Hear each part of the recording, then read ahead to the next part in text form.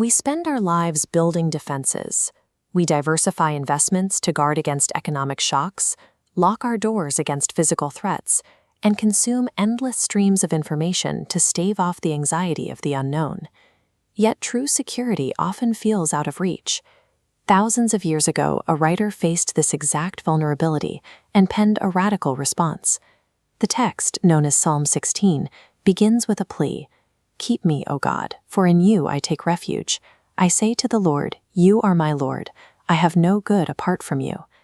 The superscription of this poem calls it a Miktam. While its exact translation is debated by scholars, ancient scribal traditions link this word to a permanent inscription. The text was designed to be carved into stone, securing it in the permanent memory of the reader. In verses 3 and 4, the writer draws a sharp line between two ways of living. He looks at the surrounding cultures, whose people are desperately pouring out drink offerings of blood to appease unpredictable, demanding gods. The text notes that these worshippers only multiply their sorrows. In response, the author makes a definitive choice, refusing to even speak the names of those false idols. For the psalmist, refuge was not a passive feeling, but a boundary maintained by silence. He recognized that the chaos of his neighbors was a direct result of their allegiances. To find an unshakable center, he had to first withdraw his participation from the very systems that produced his anxiety. The poem then shifts from the search for safety to the reality of provision. The writer states, "The Lord is my chosen portion and my cup. You hold my lot. The boundary lines have fallen for me in pleasant places. I have a delightful inheritance." These are highly specific legal terms. In ancient Israel, words like portion, lot, and boundary lines were used during the surveying and distribution of land among the different tribes. They were the literal vocabulary of physical wealth and survival. There was one historical exception to this land distribution. The Levites, the priestly tribe, were explicitly granted no physical territory. Instead, the ancient text declared that God himself would be their portion. This is a kuduru, an ancient Near Eastern boundary stone. Markers exactly like this one were set in place to officially record a survey and establish a person's legal claim to a plot of land. Moving one of these stones was considered a severe crime. The dense cuneiform text carved into the bottom officially locked the property lines into law. When the psalmist claims God has set his boundary lines, he is saying his inheritance is legally and permanently secured. The writer realizes that he does not need vast physical estates to thrive. By claiming the Creator as his portion, his boundary lines, his environment, and his future fall in perfectly pleasant places. Earthly provision is ultimately defined by our relationship with the source of life itself, operating completely independent of the physical property we accumulate.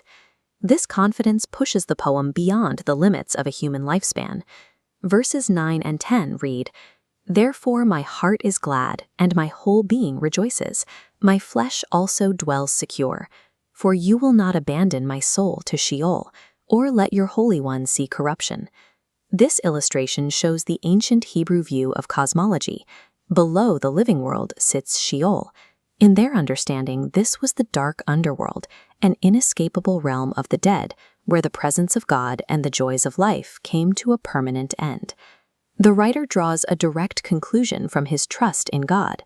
Because he has taken refuge in the God of the living, he trusts his life will not simply terminate in the dark void of Sheol. Centuries later, early Christian theologians and apostles looked back at verse 10 and saw a clear prophetic blueprint.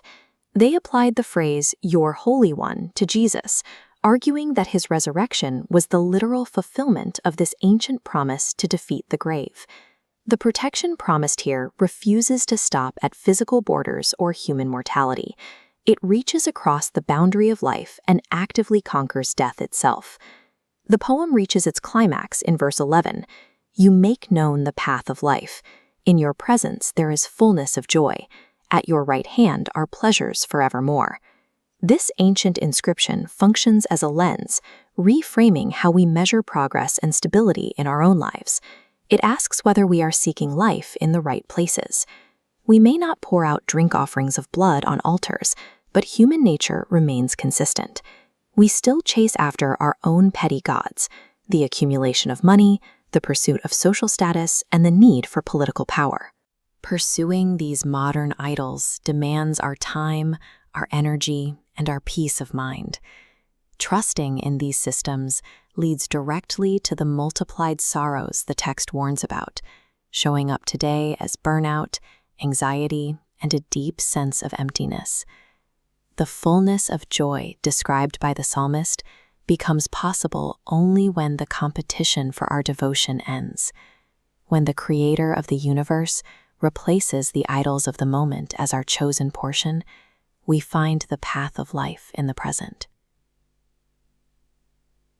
Take a moment to pause. Look at the landscape where these words were first formed, and let the noise of the present fade away. Lord, keep us, for in you we take refuge. Help us to recognize the false allegiances competing for our attention, and give us the courage to reject them.